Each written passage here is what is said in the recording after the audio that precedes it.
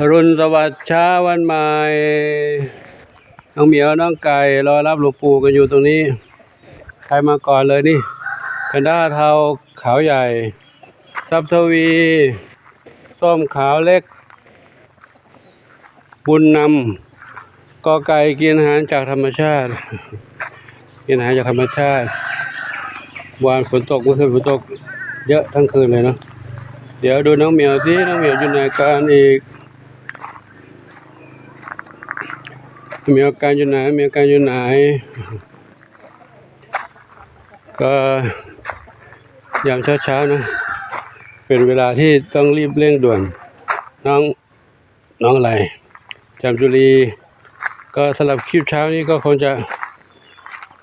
ทักทายยามเช้าประมาณนี้ก่อนเนาะ เดี๋ยวจะลองเตรียมอาหารให้เขามีหลายชีวิตรอคอยกินอาหารกันอยู่นี่ใครเจนวรัตน์กับจินตลานอนไม่ลุกเลยมีที่นอนใหม่ผ้าปูให้นอนกันไม่เหมือนนั้นลุกไปแล้วส่วนตรงนี้ยังไม่ลุกนี่ใครท้องอ่อนนอนตรงนี้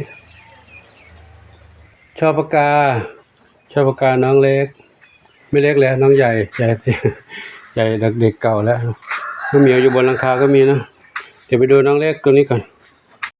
น้องเล็กเด็กน้อยทั้งห้าโอ้นอนบนกองผ้าอุ่นสบายใจเลยปู่มาทักทายแป๊บนี้แค่นี้ก่อนลูกนะเพราะเดี๋ยวมีอีกหลายชีวิตรออาหารอยู่เนาะหนูได้กินแล้วไงลูกหนูกินแล้วนะข้าวหลวงปู่เอาอาหารเปียกใส่ภาชนะให้เขากินแล้วเด็กๆก็หิวบ่อยกิ